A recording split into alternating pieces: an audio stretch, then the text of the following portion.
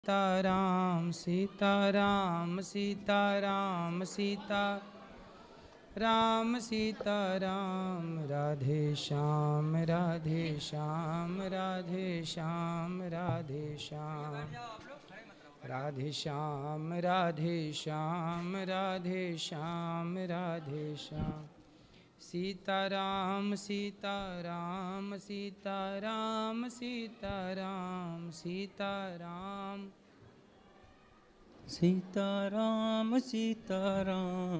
बोलिए गौरी गोपाल भगवान मान की जय। स्वागत है आपका आज की मंगलमयी प्रश्नोत्तरी में।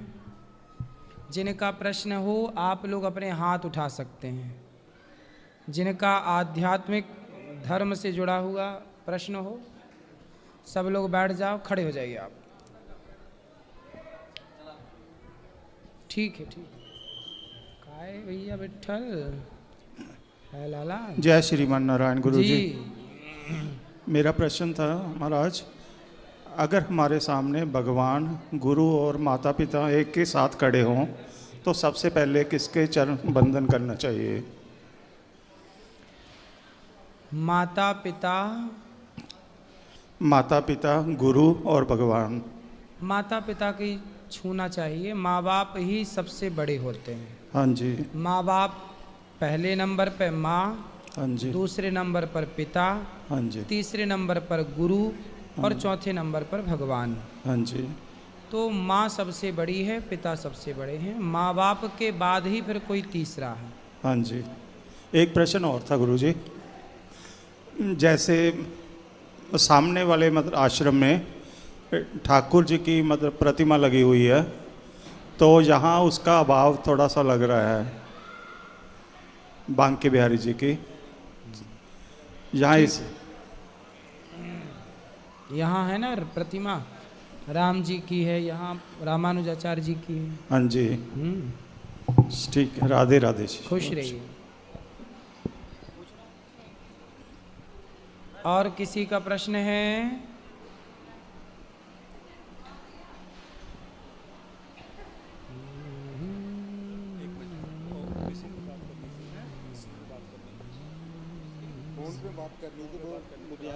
जी बताओ किसका प्रश्न है?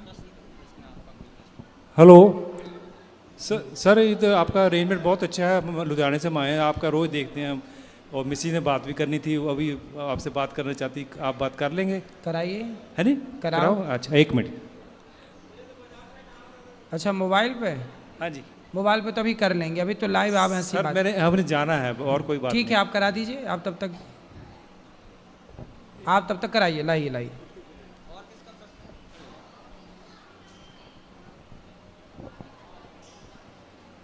राधे राधे गुरु जी। जी गुरु मंत्र लेना था गुरु जी। कल सुबह 8 बजे।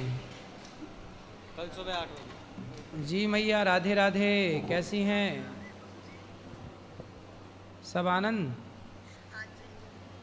और बताइए कब आएंगे आप वृंदावन मैया?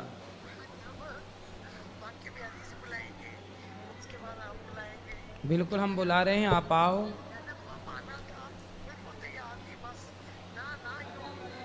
आइए, स्वागत है, आपका इंतज़ार है। बिहारी जी आपको बुला रहे हैं इस बहाने। बिल्कुल पतिदेव आपके सामने ही हैं।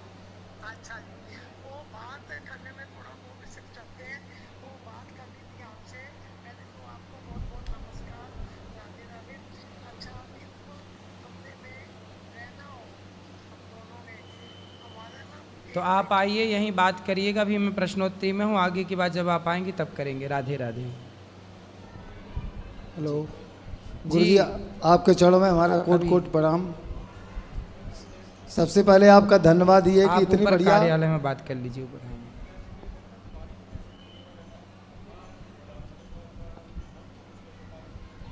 अच्छा मैं करवा देता हूँ उसकी व्यवस्था, अभी करवाता हूँ आज। हेलो गुरु जी, सबसे पहले आपके चरणों में कोट कोट प्रणाम और आपका धन्यवाद कि इतनी बढ़िया है आप सेवा करते हैं माताओं की। गौरी गोपाल क्या नाम अन्य क्षेत्र की सारी, इसके लिए बहुत बहुत आपका धन्यवाद। और प्रश्न ये है कि जब राम ने रावण को मारा तब क्रोध, अहंकार और काम, क्रोध, लोभ और मोह को क्यों नहीं मारा? हैं? जब राम ने रावण को मारा तो काम, क्रोध, अहंकार और लोभ इनको क्यों नहीं मारा? और जब भगवान श्री कृष्ण ने दुर्योधन को मारा तब भी काम, क्रोध, मोह और लोभ को नहीं मारा, ऐसा क्यों? को नहीं मारा। हाँ, देखो रावण क्या है? रावण स्वयं चलता फिरता अभिमान का प्रतीक है जी रावण को राम जी ने नहीं मारा, जी। रावण के घमंड को राम जी ने मार दिया। रावण के काम को, कामी तो था ही रावण, दूसरे की पत्नी चुराने वाला कामी तो है। जी जी जी तो रावण जब मरा जी तो रावण के मरते ही काम, क्रोध, लोभ, मोह सब मर गए। जी। नहीं तो आज तो ठीक सर है। कलयुग में तो इतना हाई है, अगर मर जाता तो आज नहीं होता ना सर। नहीं तो आपको भी अपने भीतर के वासनाओं को मारना पड़ेगा ना। जी, जी, सबके भीतर ये बुराइयां हैं। और सुनो, ये जी। काम, क्रोध बुरा नहीं होता। जी जी जी जी। रावण यदि अपनी पत्नी के साथ रहता तो कोई बुरा नहीं था। नहीं नहीं सर, नहीं दूसरे की पत्नी की तरफ ताक झांक किया तब नाश हो गया। नहीं सर। आप भी अपनी पत्नी के साथ रहो जी तो कोई बुराई नहीं है। पत्नी के साथ रहोगे, बच्चा उत्पन्न करोगे तो काम की जरूरत पड़ेगी। तो जहाँ अपनी पत्नी और अपने पति तक काम सीमित हो वो काम सही है। जी जी पर जब पराई स्त्री, पराई पुरुष की ऊपर जब काम दृष्टि जाती है तब वो खराब होती है। क्रोध, जी क्रोध बच्चों को सही रास्ते पर लाने के लिए गुस्सा किया जाए तो सही है, बेवजह क्रोध किया जाए तो गलत है। जी। हर चीज़ ईश्वर ने जो बनाई है ना, हर चीज़ गलत नहीं है। काम, क्रोध, लोभ, मोह ये गलत नहीं है। लोभ किसका हो कि मैंने 1 माला जपा है तो मैं 10 माला जपूं, इसने इतना पुण्य किया है मैं ज़्यादा पुण्य करूं। लोभ अच्छी चीज़ों का हो। जी जी आजकल लोभ गलत चीज़ों का होता है। इसलिए जो ईश्वर ने बनाया है गलत कुछ भी नहीं है, उनको ख़त्म करना नहीं पड़ता। भगवान के आश्रित रहेंगे तो कंट्रोल में रहेंगी चीज़ें। और अपनी पति के साथ जिंदगी गुजारो, ठीक है। तो काम अच्छा। सही है कि गलत है? नहीं, काम सही है कि गलत है? नहीं सही है सर। तो अभी तो कह रहे थे गलत है। और सर दूसरा प्रश्न ये है जी। कि जैसे मैंने सुना है कि मतलब सबसे बड़ा बेटा, या जैसे 2 बच्चे हैं या 4 बच्चे हैं या 5 हैं, मतलब सबसे बड़ा बेटा और सबसे छोटा बेटा ही क्यों माता पिता को अग्नि देता है, बीच का क्यों नहीं? बड़ा छोटा ना हो तो बीच का भी देता है।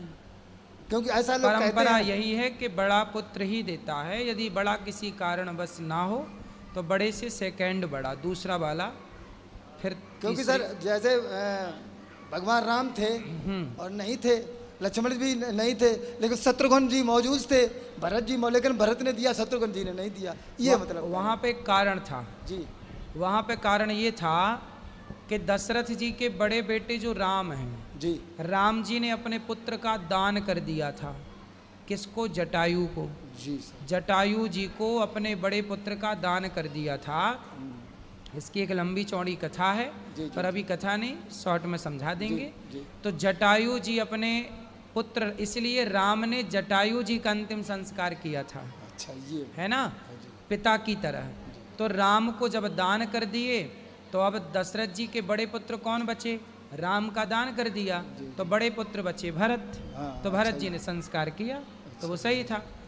तो सर्वस दान दीन सब काहू, जी। जेहि पावा राखा नहीं ताहू। इसकी कथा है कि जटायु जी ने दशरथ जी से कहा कि हम, एक बार जटायु जी ने रक्षा की दशरथ जी के प्राणों की। तो दशरथ जी ने कहा जटायु कुछ मांग लो। जटायु और दशरथ जी मित्र थे। तो जटायु जी ने कहा कि हमारे कोई संतान नहीं है, तो आपका बड़ा बेटा हो तो हमें दे देना। दशरथ जी ने कहा ठीक है। जब राम जन्म लिए, प्रकट भये, तो जटायु जी लेकर गए।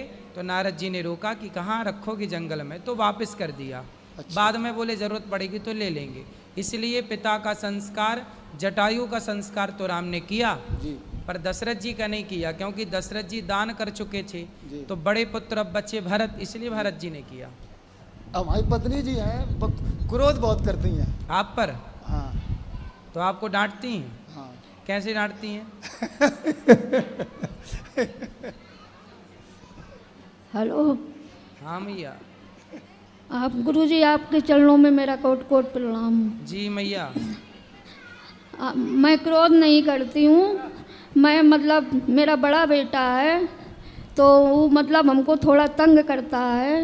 वो अपना माहौल में चाचा उनके लोगों के उसमें थोड़ा मतलब हमको प्रेरित करता है, अंदर से प्रेरित करता तो है। आप अपने पति को डांटा ना करो मैया।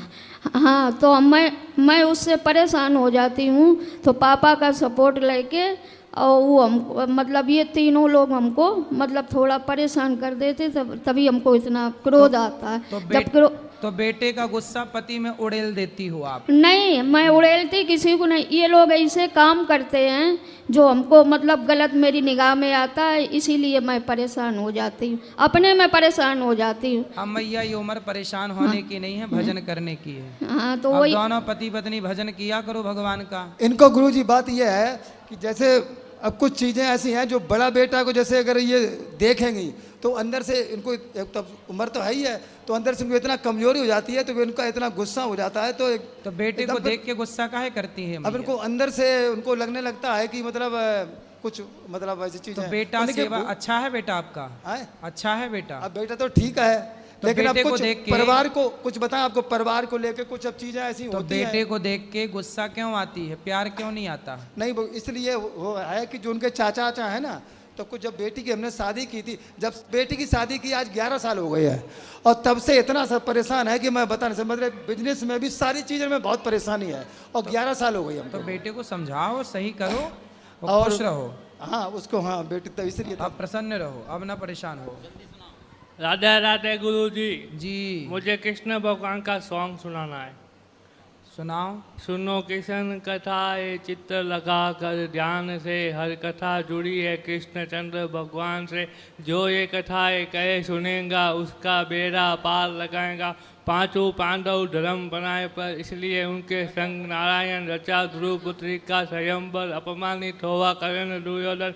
दुर्जन मन मानी करे ज्ञानी बैठे ज्ञान। पति जब असमय तो लाज बचाए कौन। सारे तीर्थ में दुशासन आ रहा। द्रौपदी ने कृष्ण भगवान को पुकारा। देवी के चरण को सकार दिया। अरे बहुत बढ़िया सुनाया आपने। लो गुरुजी राधे राधे जी। गुरुजी मैं बोल रहा था, मुझे हर मंदिर में जाके सुकून नहीं मिलता। जैसे मैं भोले बाबा के मंदिर जाता हूँ, वहाँ अलग सुकून मिलता है, हर मंदिर में जाके सुकून नहीं मिलता।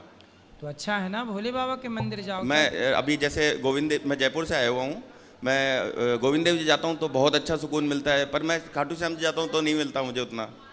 कोई बात नहीं, जहाँ सुकून मिले वहाँ रहो। कारण क्या है इसके पीछे? कारण यही है कि भगवान श्री कृष्ण आपको अपनी तरफ खींच रहे हैं, भोलेनाथ जी अपनी तरफ खींच रहे हैं। अच्छा है। अच्छा, तो जहाँ शांति मिले, सब एक है तत्व की दृष्टि में, पर जहाँ शांति मिले वहाँ स्थापित रहो। अच्छा, कोई परेशान होने की जरूरत नहीं। हाँ नहीं, वही था। मैं अभी जैसे आज भी गया था तो मैं गोविंद देव जी के भी मंदिर जाता हूँ, यहाँ पे भी राधा कृष्ण जी के, राधा रमन जी के गया था, तो कहीं अलग बहुत अच्छा सुकून मिलता है, कहीं नहीं मिल पाता। होगा। कथाएं सुनते हो? हाँ। कीर्तन करते हो? थोड़ा जितना हो कीर्तन करो, कथाएं सुनो, भगवान सब ठीक करेंगे। राधे राधे। बाकी सब सही है। और किसी का सवाल वहाँ दो। वो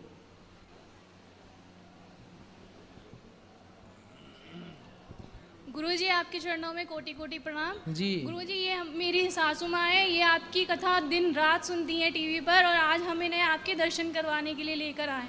बहुत पूजा पाठ करती हैं, आपको बहुत मानती हैं। प्रश्न है कुछ? आप मुझे बहुत अच्छे लगते हो और आपकी भागवत मुझे बहुत अच्छी लगती है। और कोई सवाल? और कोई सवाल नहीं है, बस आपके दर्शन हो गए। खुश रहिए। श्रीमन नारायण गुरु जी। जय श्रीमन नारायण। मैं पहली बार वृंदावन आया हूँ और मैंने यहाँ की प्रसादी भी ग्रहण करी, जिसके लिए मैं सबसे पहले ठाकुर जी को और आपका धन्यवाद देना चाहता हूँ। गुरुजी, मैं आपके समक्ष दो बातें रखना चाहता हूँ। एक्चुअली मेरा घर तो उत्तराखंड है, बट मैं काम की वजह से बेंगलोर में जॉब करता हूँ। सो वहाँ पर क्या है, भाषा को लेके बहुत ज़्यादा जो यहाँ का जैसे कल्चर है, हिंदी कल्चर है, तो वहाँ पे बहुत ज़्यादा मतलब लैंग्वेज को लेके मतलब दृष्टिकोण उनका चेंज है एकदम से। तो आप अभी जैसे आप हो गए, श्री धीरेन्द्र शास्त्री जी हो गए, अभी हमारे सनातन धर्म के प्रतीक बने हुए हैं जिनका हम लोग अनुसरण कर रहे हैं और उनके मार्ग पे हम लोग चल रहे हैं। तो आप लोगों की कथा जगह जगह पर होती है, तो मेरा आपसे यह निवेदन है कि आप जहाँ भी जाएं सो आप लोग भाषा को लेके एकता बनाए रखने के लिए। वहाँ पे क्या दिक्कत जाती है, कैसे भेदभाव करते हैं उन लोग? क्योंकि वहाँ पे कि आजीविका का क्या सिचुएशन है, वहाँ बहुत अच्छा है, जिसकी वजह से जो हमारा वहाँ कौन सी भाषा बोली जाती है? ये कन्नड़ लैंग्वेज है वहाँ पे, तो हिंदी हाँ हिंदी भाषा को लेके वहाँ पे बहुत ज़्यादा मतलब दूसरीकरण होता है लोगों के साथ। तो कन्नड़ वाले हिंदी भाषी लोगों को पसंद नहीं करते, स्वीकार नहीं करते हैं। क्यों, क्या प्रॉब्लम है उनको? प्रॉब्लम उनको ये है कि जो उनकी मतलब मातृभाषा है वो लोग उसको खोना नहीं चाहते। हाँ। हम भी उस भाषा का सम्मान करते हैं, परंतु वो लोग उस भाषा को हमारे ऊपर थोपना चाहते हैं, तो जिसका थोड़ा गलत असर पड़ता है बाहर से जो लोग आते हैं। और एक चीज़ मैंने वहाँ पे और नोटिस करी है कि जहाँ पे मैं रहता हूँ तो वहाँ पे कुछ कुछ एरिया ऐसा है कि वहाँ पर जहाँ पे मंदिर है, हमारे जितने भी देवी स्थान हैं, जितने भी तीर्थ हैं, तो हम लोग जब यहाँ पे रहते थे तो हमारे मन में था कि हम लोग साउथ में जाएं, क्योंकि वहाँ की जो मंदिर शैली है, नागर शैली है, वहाँ पे बहुत अद्भुत है। तो वहाँ पे उसका जो मंदिर एरिया है वहाँ पे गौ मांस की मंडियाँ लगती हैं गुरुजी। वहाँ पे गौ मांस वहाँ पे लटकी जाती हैं, मतलब कह नहीं सकते, अपनी आंखों से मैंने देखा है। रोना इतना आता है कि हमारी माँ है वो, उनके साथ ऐसी हालत हो रही है, और जो उनके जहाँ पे ये उनकी हालत हो रही है उस एरिया में कम से कम आधी संख्या हिंदुओं की है। मंदिर के ही डिस्टेंस में वो गौ मांस बिक रहा है, तो वो मेरे को बहुत ज़्यादा दिक्कत हो रहा है। क्योंकि अभी क्या है ना, मैं सहन नहीं कर पा रहा, क्योंकि मैं गाय बहुत ज़्यादा मानता हूँ, अपनी माँ को, गाय को, उनके साथ ऐसा हो रहा है। तो मेरा वहाँ में प्रश्न ये है कि मैं वहाँ रह सकता हूँ या नहीं, क्योंकि मैं अभी वहाँ पे जा रहा हूँ तो अपना व्यापार स्टार्ट करना चाह रहा हूँ मैं। तो जो आप लोगों का हिंदी भाषी लोगों का विरोध करते हैं वो भी हिंदी मतलब वो भी सनातनी ही है? जी सनातनी ही हैं वो लोग। मेरा कहने का मतलब बस यही है। तो वो हिंदी समझते हैं? सब उनको आता है, बट वो अपनी लैंग्वेज वो चाहते कि हमारी लैंग्वेज वो सीखें। हम भी चाहते हैं सीखें, पर काम की वजह से हम लोग नहीं सीख पाते। अभी हमारा जो राष्ट्र है वो हिंदू धर्म मतलब राष्ट्र की ओर अग्रसर हो रहा है। तो ऐसा करने से भाषा को लेकर अभी आप मराठी में मतलब महाराष्ट्र साइड में जाएंगे तो वहाँ पे भी थोड़ा बहुत अभी लैंग्वेज को लेके हो रहा है, भाषा को लेके। तो भाषा के तौर पे जब इंसान हमारा हिंदू समाज बट रहा है तो एक कैसे हो पाएगा, वो नहीं हो सकता ना। तो इस चीज़ का आप थोड़ा सा हर जगह पे जब आप जाते हैं, क्योंकि आप चिन्ह हैं अभी हमारे सनातन धर्म के, तो आप थोड़ा उनको सजग करिए समाज को, जनता को, तो वो ज़्यादा बेटर रहेगा हमारे समाज के लिए। सही है, ये बात देखो हर व्यक्ति को समझनी चाहिए कि हमारा देश, हमारा सनातन देखो जातियों के नाम पर बटा, जातियों के नाम से बचा, तो अब भाषा के नाम से बट रहा है। और यही सनातन का सबसे बड़ा शत्रु है, बंटवारा। फूट डालो शासन करो, यही नारा अंग्रेज़ों ने दिया और इसी का लाभ उठाया, हम लोगों को गुलाम बनाए रखा। इसलिए हर सनातनी को इस बात को समझना चाहिए कि सनातनी चाहे पूरब का हो या पश्चिम का, उत्तर का हो या दक्षिण का, जो गंगा को माता कहे, जो राम कृष्ण की पूजा करे, जो गाय को माता माने, वो सनातनी ही है, चाहे अमेरिका रहे, लंदन रहे, भारत के कोने कोने में रहे। जी गुरुजी, मेरा दूसरी बात एक चीज़ और मैं रखना चाह रहा हूँ। इन बातों को सब सनातनियों को समझ लेना चाहिए कि यदि हम आपस में लड़ बैठेंगे तो देश को कौन संभालेगा। यदि पूछिएगा उन कन्नड़ भाषा बोलने वाले लोगों से, पूछिए उन मराठी भाषा बोलने वाले लोगों से कि यदि ये देश मुसलमानों के हाथ में आ गया तो क्या मुसलमान ये देखेगा कि ये हिंदी भाषी है या कन्नड़ भाषी है या ये फलानी भाषा का बोलने वाला है? जी, ये तो केवल हिंदू हो तो वो तो गर्दन काटने पर तैयार हैं, गर्दन काटने के लिए। हम लोग भाषा के नाम पे बट रहे हैं, वो तनिक देर ना लगाएंगे और तुम्हारी गर्दन उड़ा देंगे। हम लोग बांग्लादेश में बंगाली बोल तो रहे थे वो हिंदू, उनके देश में रह कर के वो अपना ही देश है, भारत का टुकड़ा है बांग्लादेश, लेकिन वहाँ हिंदुओं को काट काट के लटकाया गया, बहन बेटियों के साथ बलात्कार हुआ। तो आज यदि ये स्थिति उत्पन्न हो जाए भारत में, जो बांग्लादेश में हुई, जो कश्मीर से पंडित खदेड़े गए, यदि वो कन्नड़ में वहाँ पर जहाँ आप रहते वहाँ पर या महाराष्ट्र के किसी क्षेत्र में यदि उत्पन्न हो जाए ये स्थिति, मुसलमानों का बाहुल्य हो जाए, तो क्या वो भाषा देख कर के छोड़ेंगे कि भाई आप ये भाषा बोलते हैं तो हम आपको छोड़ देंगे, ये भाषा बोलते हैं तो मार देंगे? वो तो सनातन के नाम से घृणा करते हैं। भाषा के नाम से हमें मिलजुल के रहना चाहिए। भाषा अपनी अपनी जगह सब सही है, कोई भी भाषा गलत नहीं है। जी गुरुजी, एक दूसरा प्रश्न मेरा ये था कि मतलब जो मेरे सामने जो कभी कभी मैं वहाँ से रास्ते से निकलता हूँ तो जो दृश्य आता है गौ मांस को लेके, गौ माता के जो मतलब अंग जो छिद्दन हो चुका है, तो मन अंदर से बहुत ज़्यादा पीड़ा में रहता है। तो मैं क्या वहाँ पे रहकर अपना कार्य कर सकता हूँ या नहीं? अपना काम करो, अपना काम करना ही है, पैसे कमाओ और वहाँ के लोगों को समझाओ, वहाँ के लोगों को ये बात समझाओ कि भाई आप यदि हिंदुओं से ही विरोध करोगे तो फिर आप साथ किसका दोगे? जी। यदि आप टूट जाओगे भाषा के नाम पर तो जहाँ बंटवारा हो जाता है वहाँ की ताकत कम हो जाती है, और उस ताकत कम होने का फ़ायदा अंग्रेज़ों ने भी उठाया, मुग़लों ने भी उठाया। इसलिए हमें अलग नहीं, विभाजित नहीं होना। जहाँ सुमति तहाँ संपत्ति नाना। सुमति मतलब एकता, संगठित रहना है। गुरुजी, मेरा एक आखिरी बात कहना चाह रहा हूँ, अगर कोई त्रुटि हो तो मुझे क्षमा कीजिएगा। एक्चुअली मेरा परिवार, मेरी मम्मी और मेरी दादी लोग हैं, काफ़ी पुराने से आपका जो कथा है वो देख रहे हैं, ठीक है। तो अभी हम लोग बेंगलोर शिफ्ट हो गए, तो वहाँ पे मेरे जितने भी साथ वाले कलीग लोग हैं आपकी वीडियोस देखते हैं। हम लोग भले ही टीवी पे उच्चारण ना दे, मतलब देख ना पाएँ उनका प्रसारण, बट आपका फ़ोन पे आता रहता है। बट अभी क्या कुछ टाइम से कम 8-9 महीना हो गया या 1 साल हो गया, तो ज़्यादातर आपका मीम्स बहुत ज़्यादा आता है वहाँ पे, आपका फ़नी वीडियो आ रहा है। क्यों?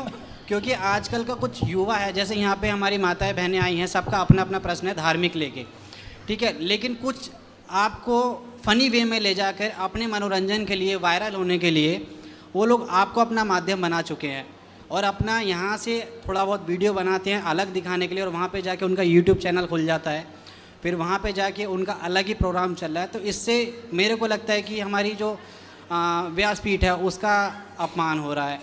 तो आपसे मेरा यही गुजारिश रहेगी कि जो भी प्रश्नोत्तरी होती है यहाँ पे, जितना भी युवा आता है, प्रश्नों को देख के उनका उत्तर दिया जाए, क्योंकि पीड़ा होती है कि व्यासपीठ का अपमान वहाँ से वो लोग कर रहे हैं। बेटा एक ठीक कह रहे हो आप, हमारा तो काम है उत्तर देना। देखो हम तो आपको आपके प्रश्न का उत्तर दे रहे हैं। अब इसी में कोई बना ले अपने तरीके से हमारी और आपकी बातों को काट पीट करके, जी, तो बना सकता है। वही चीज़ गुरुजी, तो आपको उसमें कोई दोष नहीं है, बना रहे हैं वो ऐसा है ना कि आज लोग युवा इसी बहाने जुड़ करके हंसते हंसते सीख भी रहा है, कुछ बातें हंसते हंसाते सिखा भी रही हैं। तो कहीं ना कहीं युवा कनेक्ट तो है अच्छाई से कम वो शराबी दोस्तों के चक्कर में तो नहीं पड़ रहा है, कम से कम इसी बहाने वो जुड़ा है धर्म से। ये भी एक ठीक है, माध्यम है। ठीक है गुरुजी। श्रीमन नारायण जी।